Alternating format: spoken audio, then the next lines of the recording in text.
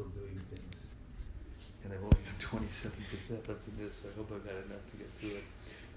Anyway, that being said, here we are. Reading Sri Caitanya-caritamrta, Antya-lila, chapter 19, the second to the last chapter of the book. And tomorrow is Sunday. We're going to read only this chapter tonight, even if it's short. It may be short, I'm not sure, I can't remember. But tomorrow we're going to read the whole last chapter, which is a little long, plus Prabhupada's concluding words, which may cause you all to fall under the floor. But anyway, we hope that you can maintain your sobriety after that, because these comments at the end by Prabhupada are so sweet and so deep and personal, so personal. All right? Chapter 19. Vande tam Krishna Chaitanyam Matri Bhakta Shiromanim Pralapya Mukhasangarshi Madhuyan Madhudyane Lalasayaha.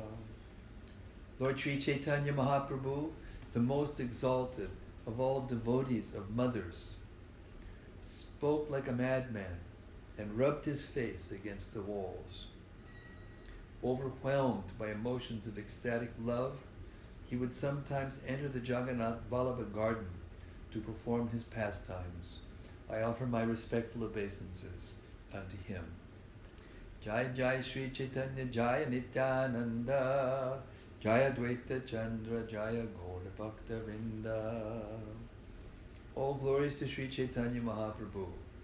All glories to Lord Nityananda. All glories to Advaita Acharya. And all glories to all the devotees of Lord Chaitanya Mahaprabhu. In the ecstasy of love of Krishna, Sri Caitanya Mahaprabhu thus behaved like a madman, talking insanely all day and night. Jagadananda Pandit was a very dear devotee of Sri Caitanya Mahaprabhu. The Lord derived great pleasure from his activities. Knowing his mother to be greatly afflicted by separation from him, the Lord would send Jagadananda Pandit to Navadvip every year to console her. Sri Caitanya Mahaprabhu told Jagadananda Pandit, "Go to Nadia and offer my obeisances to my mother. Touch her lotus feet in my name. Tell her for me, please remember that I come here every day and offer my respects to your lotus feet. Any day you desire to feed me, I certainly come and accept what you offer. I have given up service to you and have accepted the vow of sannyas. I have thus become mad and have destroyed the principles of religion. Mother, please do not take this as an offense, for I, your son, am completely dependent upon you. I am staying here at Nilachala Jagannath Puri according to your order. As long as I live, I shall not leave this place." Following the order of Paramananda Puri, Sri Caitanya Mahaprabhu sent his mother the prasad clothing left by Lord Jagannath after his pastimes as a cowherd boy. Sri Caitanya Mahaprabhu very carefully brought first-class prasadam from Lord Jagannath and sent it in separate packages to his mother and the devotees at Nadia. Sri Caitanya Mahaprabhu is the topmost gem of all devotees of mothers. He rendered service to his mother even after he had accepted the vow of sannyas. Jagadananda Pandit thus went to Nadia, and when he met Sachimata, he conveyed to her all the Lord's salutations. He then met all the other devotees, headed by Advaita Acharya, and gave them the prasadam of Lord Jagannath. After staying for 1 month, he took permission from Mother Shachi to leave. When he went to Advaita Acharya and also asked his permission to return, Advaita Prabhu gave him a message to deliver to Sri Caitanya Mahaprabhu. Advaita Acharya had written a sonnet in equivocal language with an import that Sri Caitanya Mahaprabhu could understand, but others could not. In his sonnet, Advaita Prabhu first offered his obeisances hundreds and thousands of times unto the lotus feet of Lord Sri Caitanya Mahaprabhu. He then submitted the following statement at his lotus feet. Please inform Sri Caitanya Mahaprabhu, who was acting like a madman, that everyone here has become mad like him.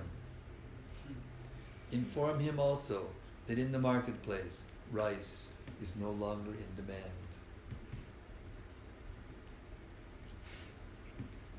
Further tell him that those now mad in ecstatic love are no longer interested in the material world.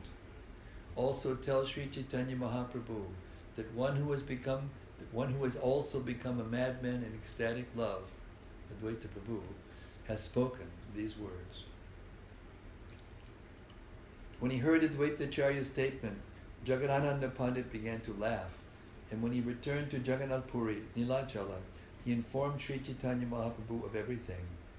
After hearing the equivocal sonnet by Advaita Acharya, Sri Caitanya Mahaprabhu quietly smiled. That is his order, he said. Then he fell silent. In that regard, there's no description of Sri Caitanya Mahaprabhu's departing from this world in any authorized scripture. There's some, rumors he entered into the body of Tota Gopinath and so many things, jumped into the sea, whatever. But there's nothing official. Although he knew the secret, Sarup Damodar Goswami inquired from the Lord, "What is the meaning of this sonnet?" I could not understand it. Sri Caitanya Mahaprabhu replied, Advaita Acharya is a great worshipper of the Lord and is very expert in the regulative principles enjoined in the Vedic literatures.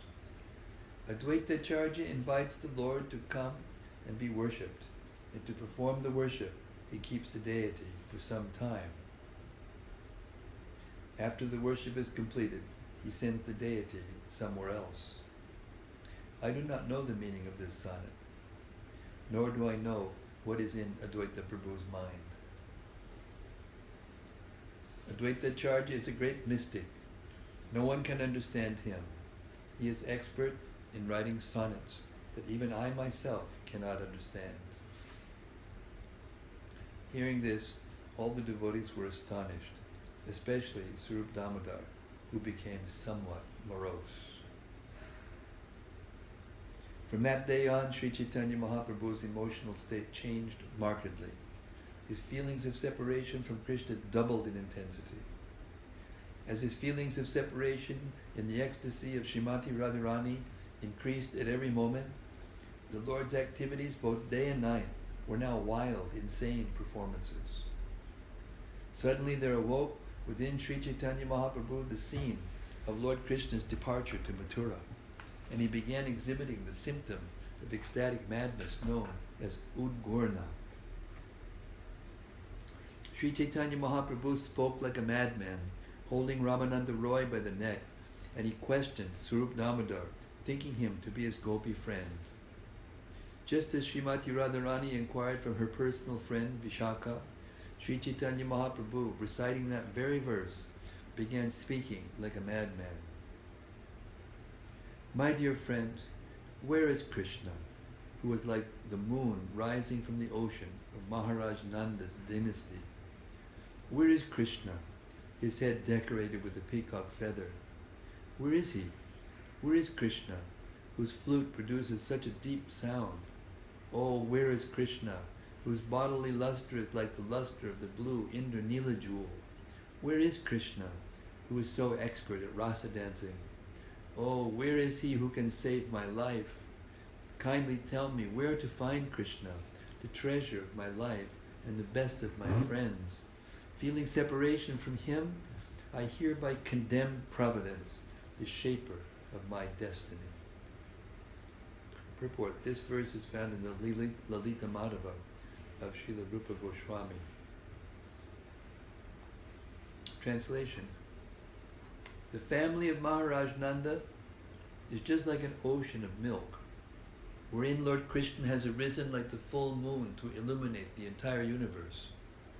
The eyes of the residents of Braj are like chakora birds that continuously drink the nectar of his bodily luster and thus live peacefully.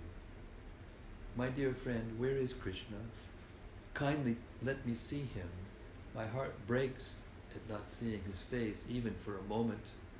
Kindly show him to me immediately, otherwise I cannot live. The women of Vrindavan are just like lilies growing hot in the sun of lusty desires, but moonlight Krishna makes them all jubilant by bestowing upon him the nectar of his hands.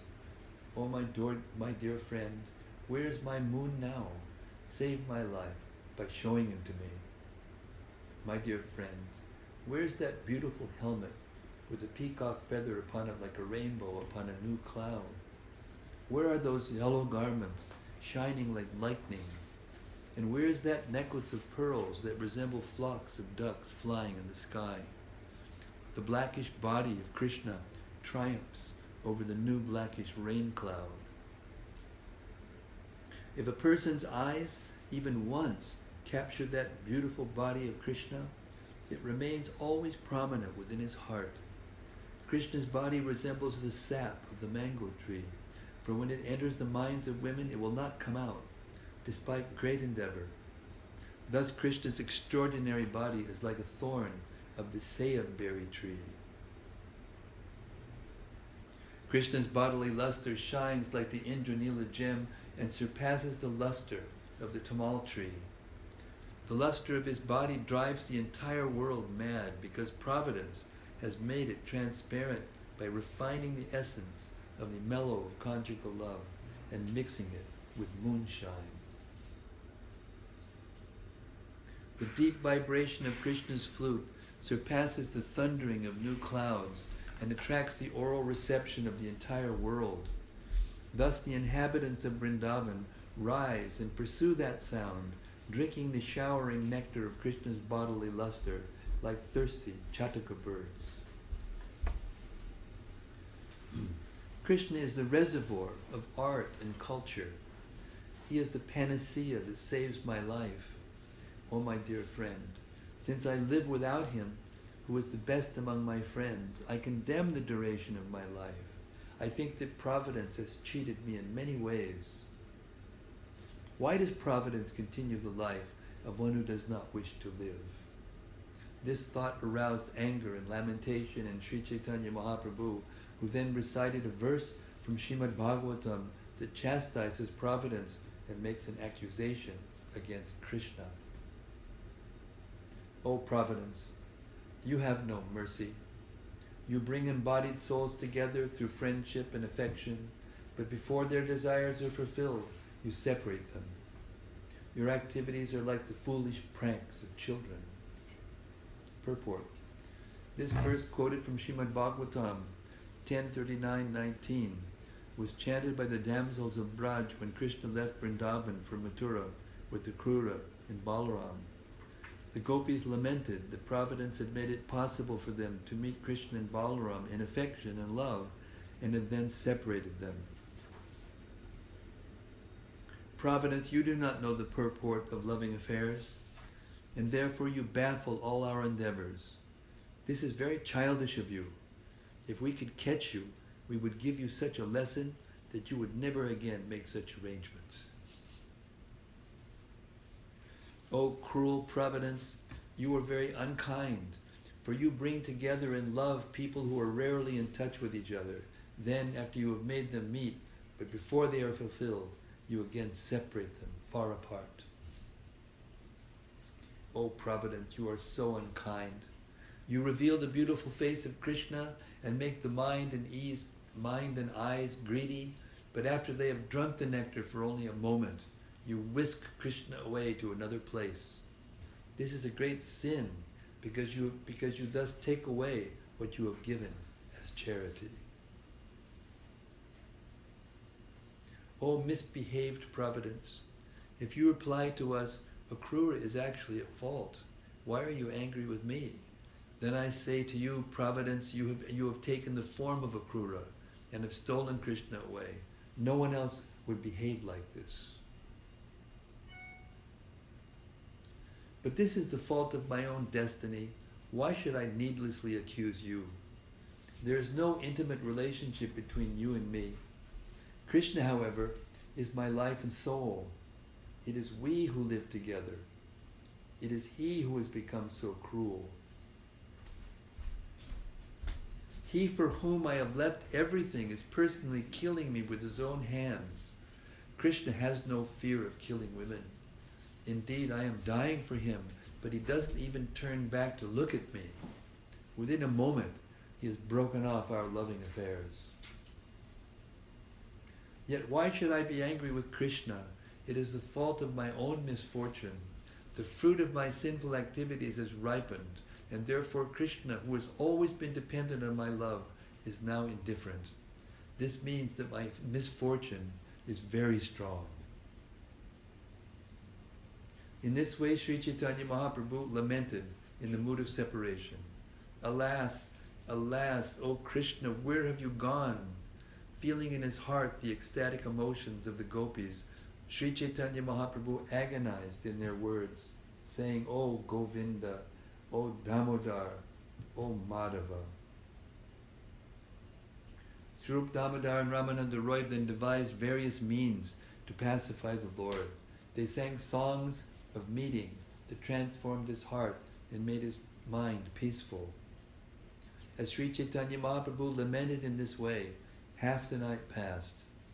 Then Swarup Damodar made the Lord lie down in the room known as the Gambhira. After the Lord was made to lie down, Ramananda Roy returned home, and Swarup Damodar and Govinda lay down at the door of the Gambhira. Sri Caitanya Mahaprabhu stayed awake all night, chanting the Hare Krishna Mahamantra, his mind overwhelmed by spiritual ecstasy. Feeling separation from Krishna, Sri Caitanya Mahaprabhu was so distraught that in great anxiety he stood up and began rubbing his face against the walls of the Gambhira.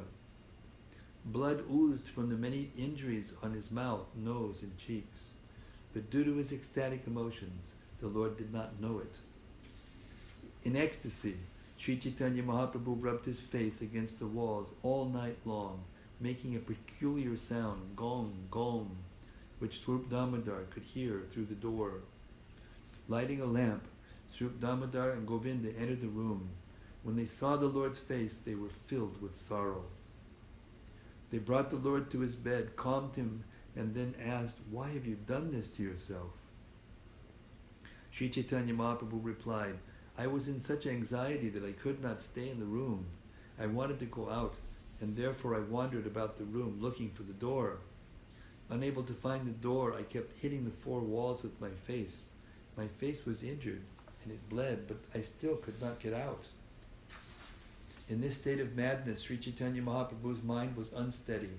Whatever he said or did was all symptomatic of madness. Swarup Damodar was very anxious, but then he had an idea. The following day, he and the other devotees considered it together. After consulting with one another, they entreated Sri Caitanya Mahaprabhu to allow Shankar Pandit to lie down in the same room with him.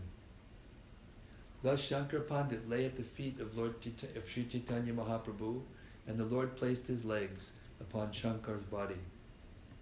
Shankar became celebrated by the name Prabhu Padupadana. Prabhu Padupadana, the pillow of Sri Caitanya Mahaprabhu. He was like Vidura, as Shukadev Goswami previously described him. When submissive Vidura, the resting place of the legs of Lord Krishna, had thus spoken to Maitreya, Maitreya began speaking, his hair standing on end due to the transcendental pleasure of discussing topics concerning Lord Krishna. Purport. This is a quotation from Srimad Bhagavatam 3:13-5. Shankar massaged the legs of Sri Caitanya Mahaprabhu, but while massaging, he would fall asleep and thus lie down. He would lie asleep without a covering on his body, and Sri Caitanya Mahaprabhu would get up and wrap him with his own quilt. Shankar Pandit would always fall asleep, but he would quickly awaken, sit up, and again began massaging the legs of Sri Caitanya Mahaprabhu. In this way, he would stay awake the entire night. Out of fear of Shankar, Sri Caitanya Mahaprabhu could neither leave his room nor rub his lotus-like face against the walls.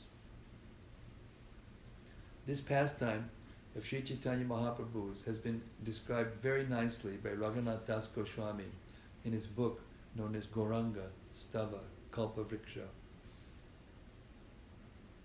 Because of separation from his many friends in Vrindavan, who were like his own life, Sri Caitanya Mahaprabhu spoke like a madman. His intelligence was transformed. Day and night he rubbed his moon-like face against the walls and blood oozed from the injuries. May that Sri Caitanya Mahaprabhu rise in my heart and make me mad with love. In this way, Sri Caitanya Mahaprabhu stayed immersed day and night in an ocean of ecstatic love for Krishna. Sometimes he was submerged, and sometimes he floated. One full moon night in the month of Vishaka, April-May, Sri Caitanya Mahaprabhu went to a garden. The Lord, along with his associates, entered one of the nicest gardens called Jagannath Vallabha. In the garden were fully blossomed trees and creepers, exactly like those in Vrindavan. Bumblebees and birds like the shuka, shari, and pika talked with one another. A mild breeze was blowing, carrying the fragrance of aromatic flowers. The breeze had become a guru and was teaching all the trees and creepers how to dance. Brightly illuminated by the full moon, the trees and creepers glittered in the light. The 6 seasons, especially spring, seemed present there. Seeing the garden, Sri Caitanya Mahaprabhu, the Supreme Personality of Godhead, was very happy. In this atmosphere, the Lord had his associates sing the verse from the Gita Govinda beginning with the words Lalita Lavanga Lata, and he danced and wandered about with them. As he thus wandered around every tree and creeper, he came beneath an ashok tree and suddenly saw Lord Krishna.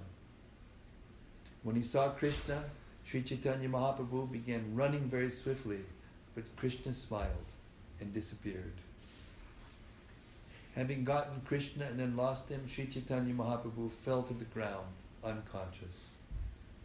The entire garden was filled with the scent of Lord Sri Krishna's transcendental body. When Sri Caitanya Mahaprabhu smelled it, he fell unconscious at once.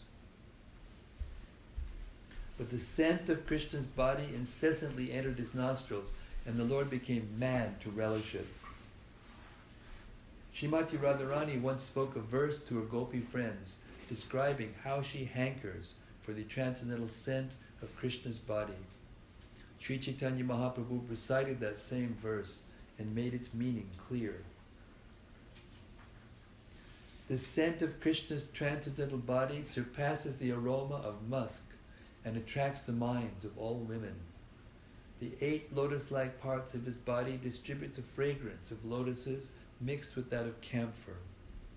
His body is anointed with aromatic substances like musk, camphor, sandalwood, and aguru.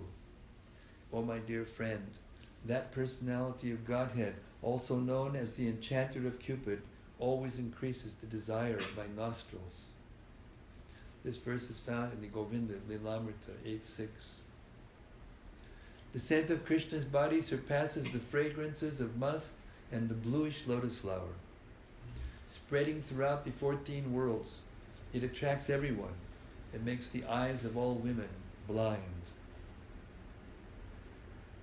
My dear friend, the scent of Krishna's body enchants the entire world.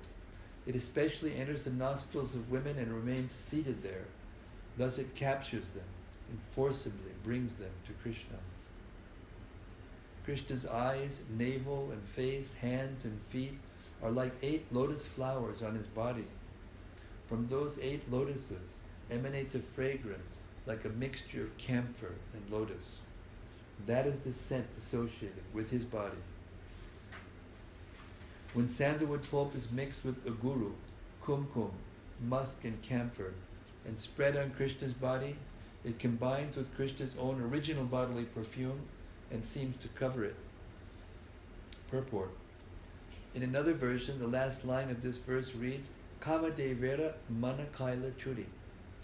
This means the scent of all these substances mixes with the previous scent of Krishna's body and steals away the mind of Cupid. The scent of Krishna's transcendental body is so attractive that it enchants the bodies and minds of all women. It bewilders their nostrils, loosens their belts and hair, and makes them mad women. All the women of the world come under its influence, and therefore the scent of Krishna's body is like a plunderer. Falling completely under its influence, the nostrils yearn for it continuously, although sometimes they obtain it, and sometimes not. When they do, they drink their fill, though they still want more and more. But if they don't, out of thirst, they die. The dramatic actor Madan Mohan has opened a shop of scents that attract the women of the world to be his customers. He delivers the scents freely, but they make the women all so blind they cannot find the path returning home.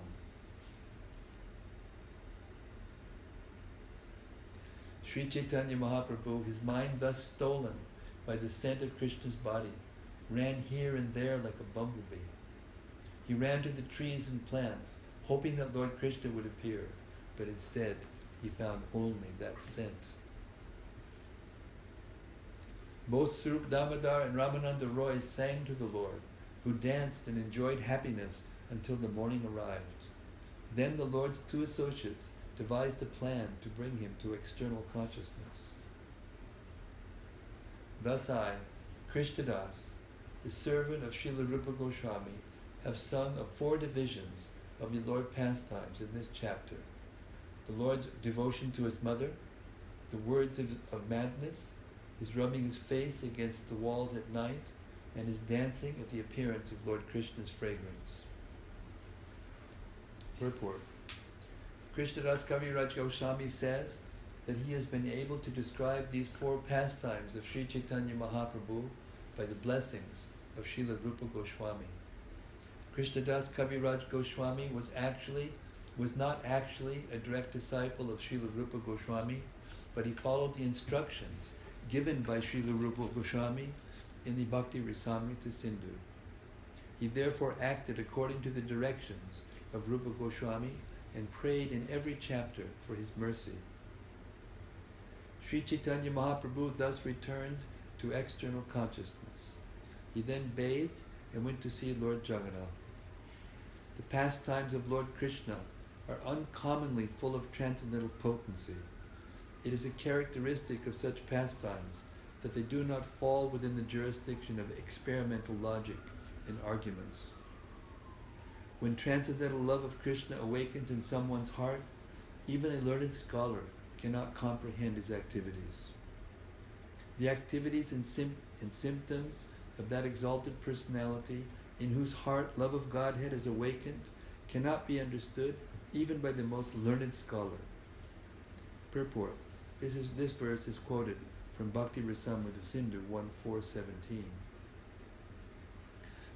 The activities of Sri Caitanya Mahaprabhu are undoubtedly uncommon, especially his talking like a madman. Therefore, one who hears of these pastimes should not put forward mundane arguments. He should simply hear the pastimes with full faith. The evidence of the truth of these talks is found in Srimad Bhagavatam.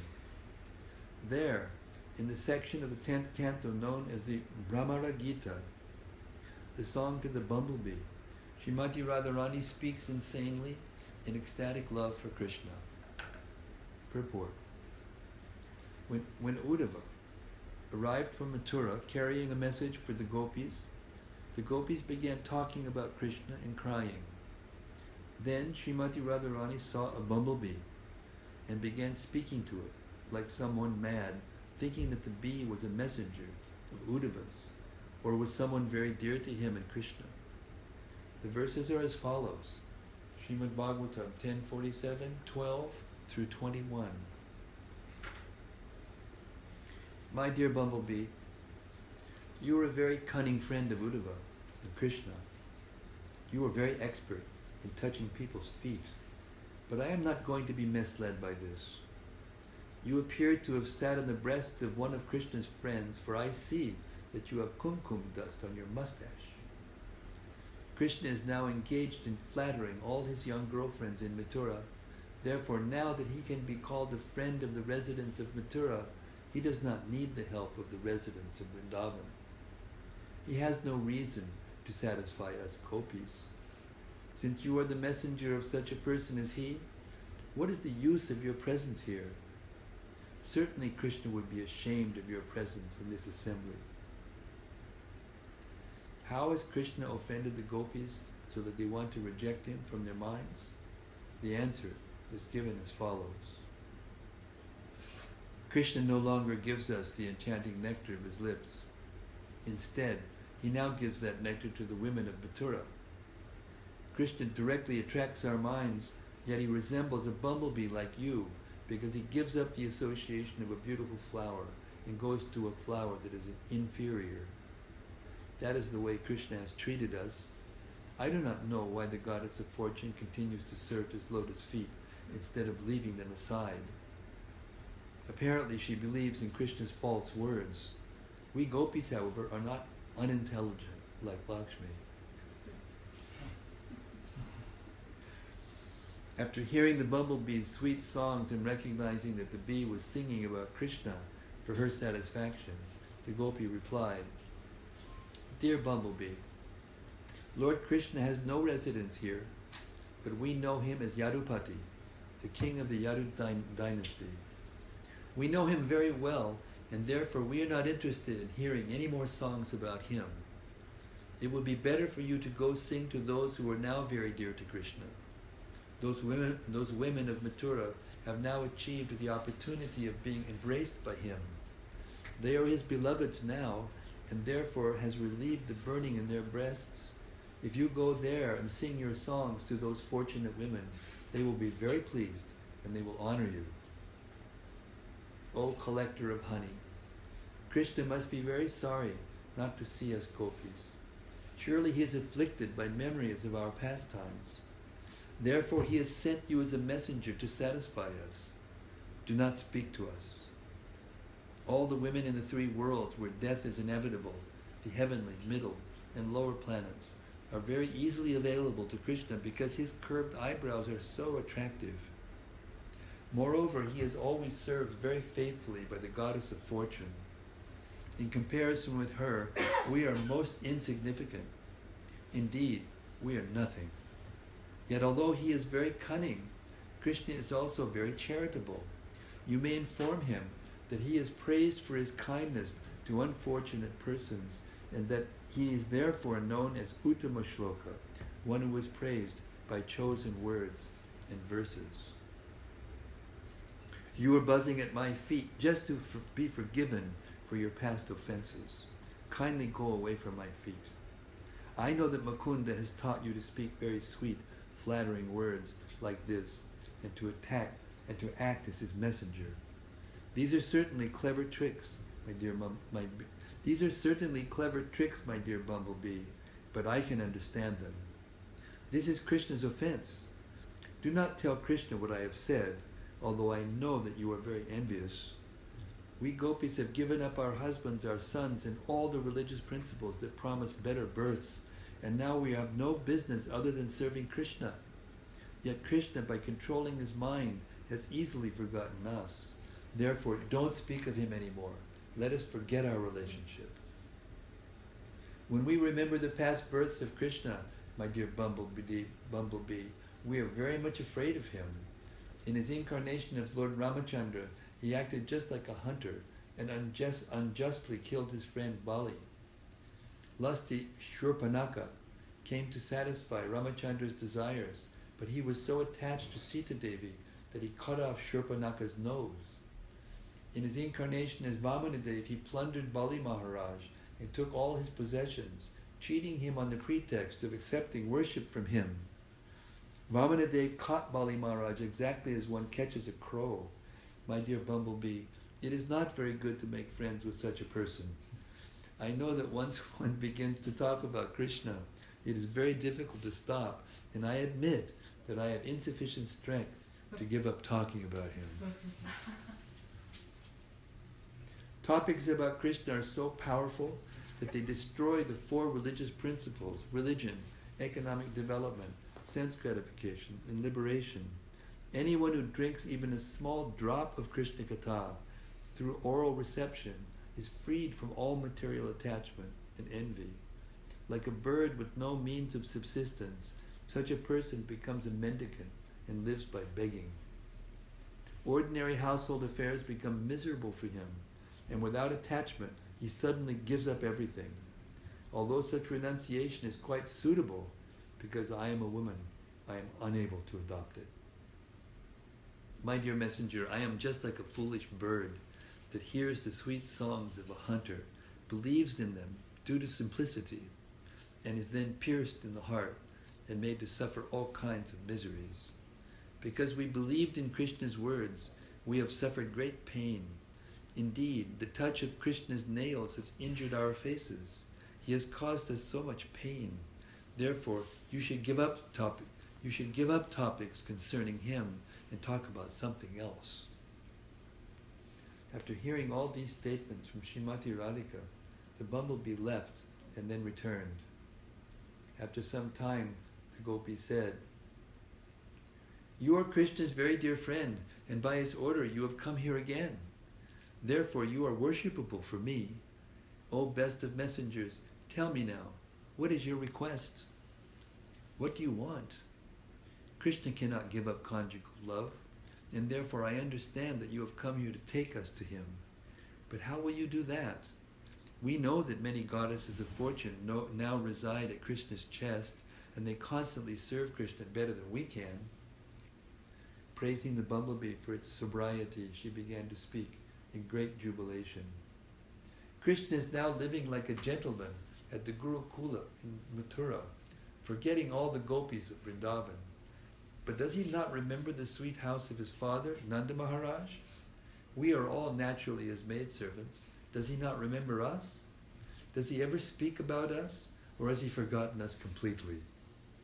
Will he ever forgive us and once again touch us with those hands fragrant with the scent of a guru?"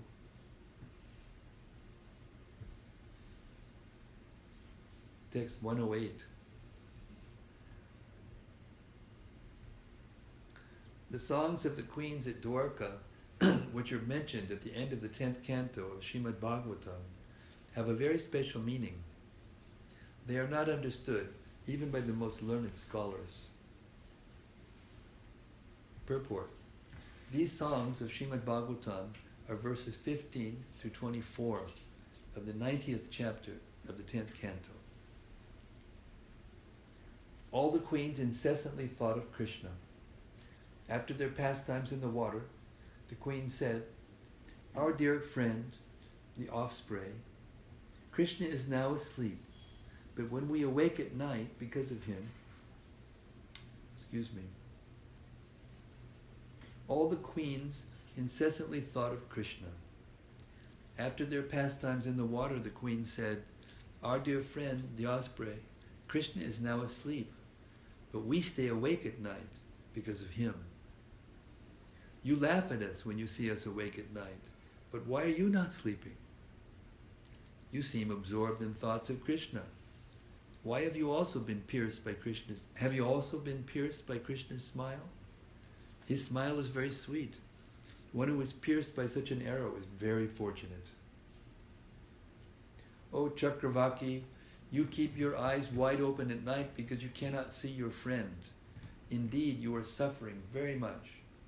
It is because of compassion is it because of compassion that you are crying? Or are you trying to capture Krishna by remembering him? Having been touched by the lotus feet of Krishna, all the queens are very happy. Are you crying to wear Krishna's garland on your head? Please answer these questions clearly, O Chakravaki, so that we can understand.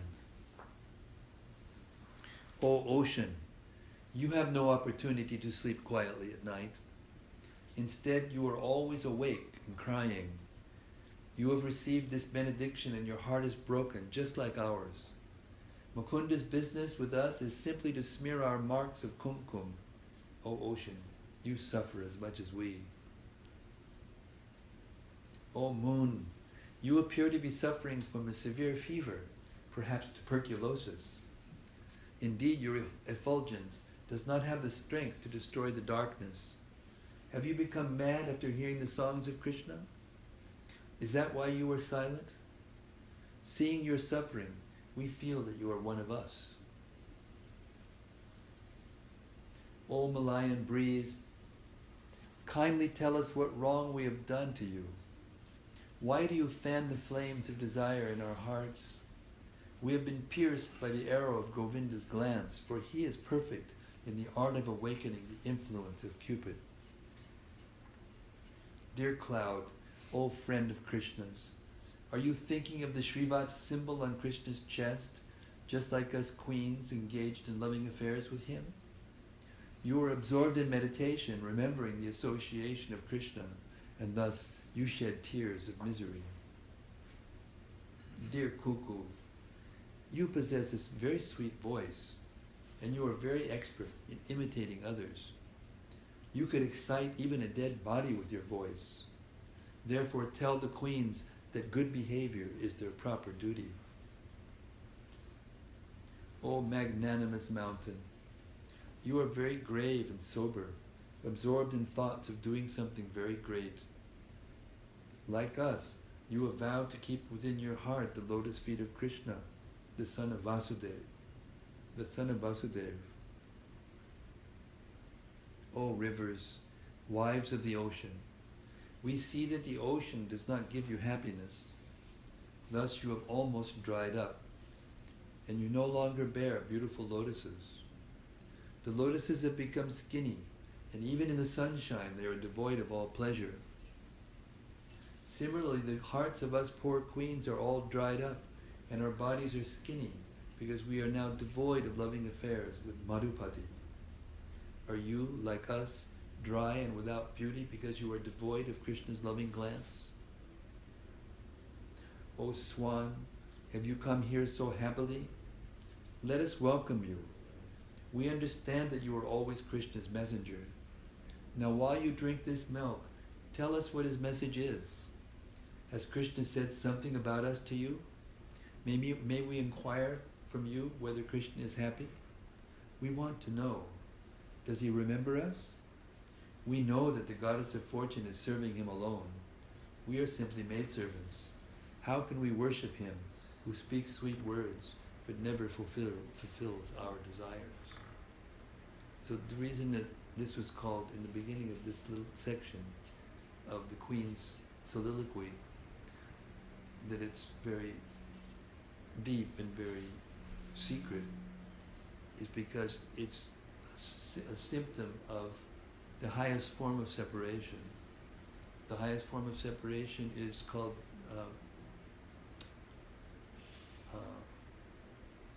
I can't remember the Sanskrit word right offhand. No. This is much higher than the Vipralam, but this is Vichitya Virya. Something like that. What it means is that even in the presence of Krishna, the anticipation of Krishna's not being there in the future causes the devotees to go insane with separation. And then what happens is Krishna disappears from their sight, even though he's standing right there in front of them. And then they talk like this.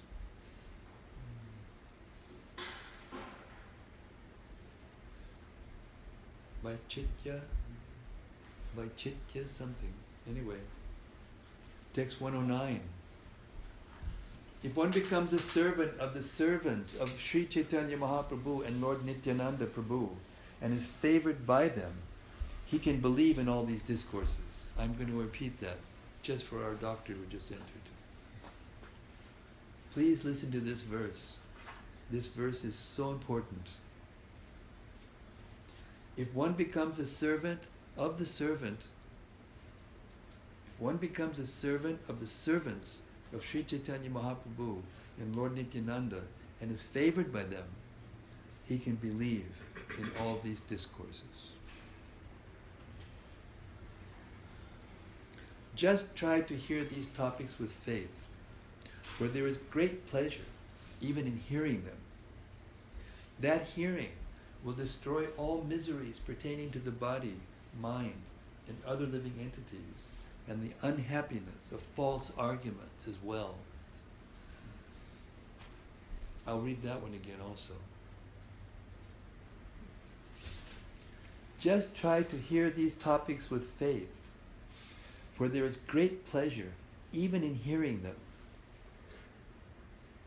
That hearing will destroy all miseries pertaining to the body, mind, and other living entities, and the unhappiness of false arguments as well. The unhappiness of false arguments. That's how we become unhappy. Sri Caitanya-caritamrta is ever increasingly fresh. For one who hears it again and again, the heart and ear become pacified. Sri Rupa Raghunatha Padayara Ash, Caitanya-caritamrta Kahi Krishna Das. Praying at the lotus feet of Sri Rupa and Sri Raghunath, always desiring their mercy, I, Krishna Das, narrate Sri Caitanya-caritamrta following in their footsteps. Thus in the Bhaktivedanta purports to Sri Caitanya-caritamrta, Antya-lila, 19th chapter, describing the Lord's devotion to his mother, his mad speeches and separation from Krishna, his rubbing his face against the walls of the Gambhira, and his dancing in the Jagannath Vallabha garden.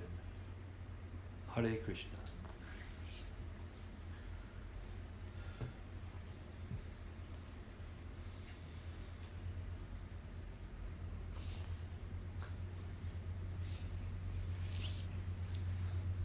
Only the devotees of Lord Chaitanya can understand this. How hearing such a thing can bring us such happiness, such pleasure. I can't go any further than that. Hare Krishna.